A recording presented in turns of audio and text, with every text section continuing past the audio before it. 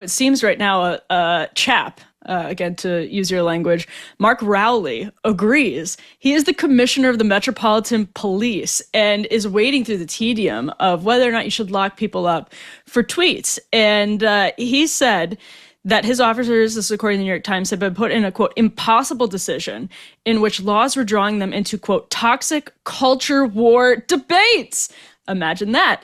More from the New York Times. In a statement on Wednesday, Mr. Rowley said he had suggested to the government changes that would enable police to, quote, limit the resources we dedicate to tackling online statements to those cases creating real life threats or real threats in the real world. Now, he was alluding, of course, or he was responding to people who were raising serious questions about Graham Linehan.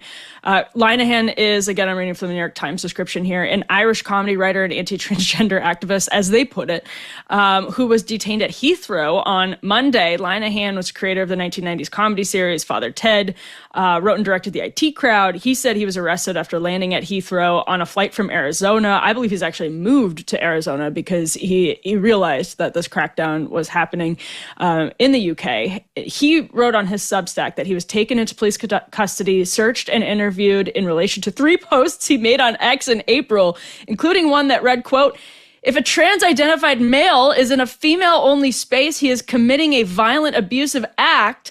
Make a scene, call the cops, and if all else fails, punch him in the balls." Tom, you have done that several times. No. He also said it was not a call to violence and that he had, quote, been arrested for jokes. I mean, you have a comedy writer, and that post, it all adds up to, yes, a man was just arrested for jokes in the UK. This is part of a trend.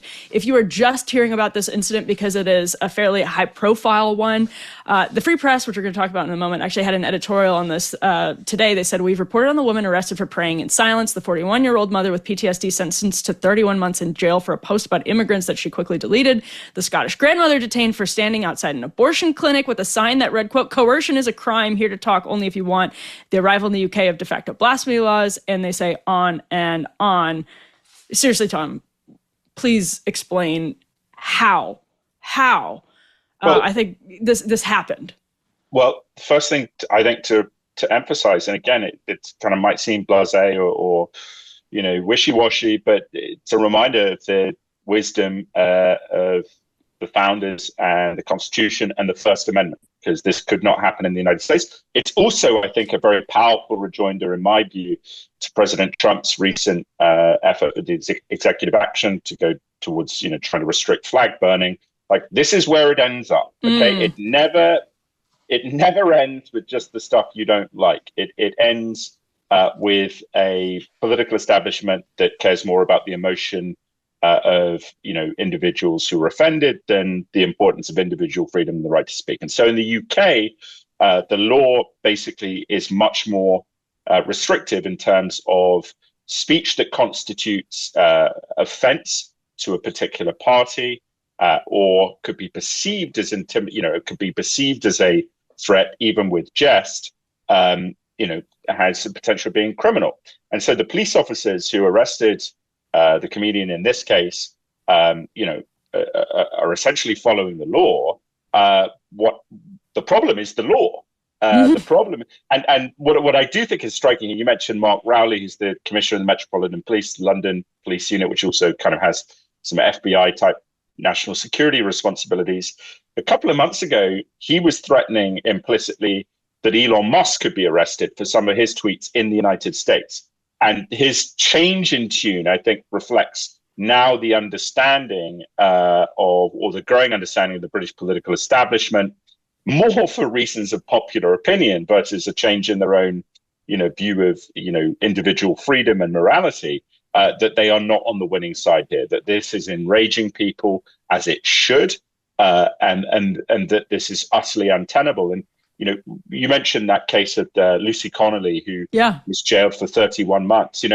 When that happened, when that sentence was imposed, I went back and looked at the judge who sentenced her to prison for some of his cases.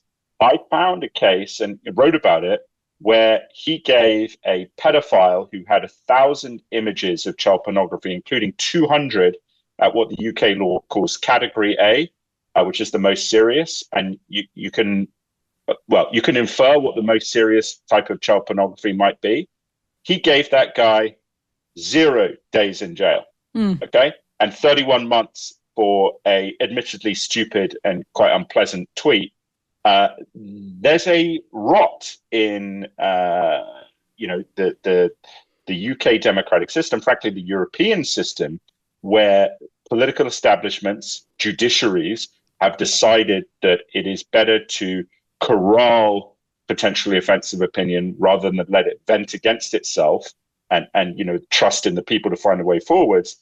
And of course, the problem that breeds, which you see in the UK increasingly with these escalating protests, civil disorder, is that people feel they're losing a stakeholder in their own country, that their freedom and their tradition of their democratic tradition has been taken away. And so I do think there will be a change here, either because the Labour government of Keir Starmer changes it, or because frankly Nigel Farage becomes the prime minister, or a conservative leader, and then it changes. So democracy will, I think, right this wrong, but we should never have got to this place. And again, it is a reminder of why written constitutional law that obligates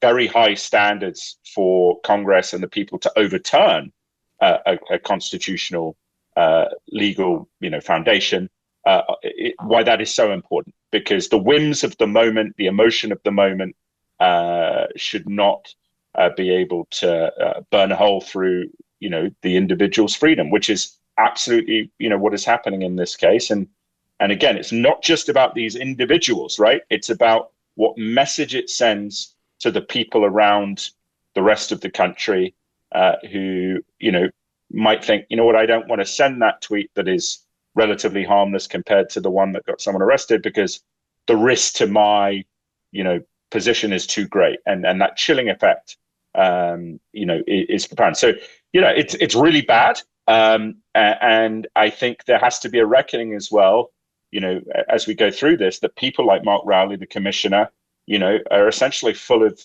well, I don't want to use profanity, because no, please do. He was saying exactly the opposite thing. He was threatening to arrest an American citizen a few months ago for tweets on American soil, and now he sees that the political winds have really shifted, and he's saying, well, we need to see a change in the law. Why don't you think about that a few months ago? Why don't you think about individual freedom?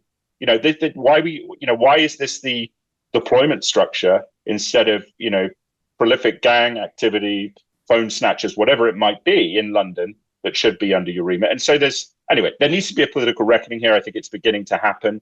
And in a kind of ironic way, just to include, I think it's quite amusing that the source of the perceived criminality, right, the offending posts on X or social media, are the individuals who are being persecuted for that, are kind of finding their liberation in the outcry on social media, and how that galvanizes public opinion to draw attention quickly to an issue, because it's not the kind of mainstream media outlets that are saying this is so outrageous in the first few days. It's the social media, and then the media outlets kind of catch up and realize 90% of our readers think this is outrageous. We might want to get on board with it.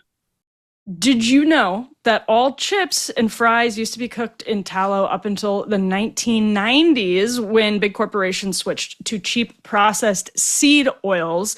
Today, seed oils actually make up 20% of the average American's daily calories. 20%! And recent studies have linked seed oils to metabolic health issues and inflammation in the body. But Masa decided to do something about it. They created a tasty and delicious tortilla chip with just 3 ingredients and no seed oils. If you buy a bag of these chips and you look on the back, it's right there. I couldn't believe my eyes the first time I saw it. Truly 3 ingredients: corn, sea salt, and 100% grass-fed beef tallow. And it's delicious. They taste incredible. Masa is crunchier, tastier, and sturdier than other chips. Leaves you light, satisfied, and energetic with no crash, bloat, or gross, sluggish feeling afterwards. The beef tallow makes the chips much more satiating. Really, it does. So you won't find yourself uncontrollably binging and still feeling hungry afterwards. Personally, personally, I actually can't choose my favorite flavor of the masa chips. I really like the churro flavor. I really like the lime flavor, but I also just really like the regular flavor. And I do buy these because I really do love them. They're so good. I brought them on a recent trip with my parents. They're delicious. So if you're ready to give masa a try, go to masachips.com/afterparty and use code afterparty for 25% off your first order. That's masachips.com/afterparty and code afterparty for 25% off your first order. Great deal. And if you feel like ordering online, that is fine. Starting in October, masa is actually going to be available nationwide at your local Sprouts supermarket. So stop by and pick up a bag before they're gone.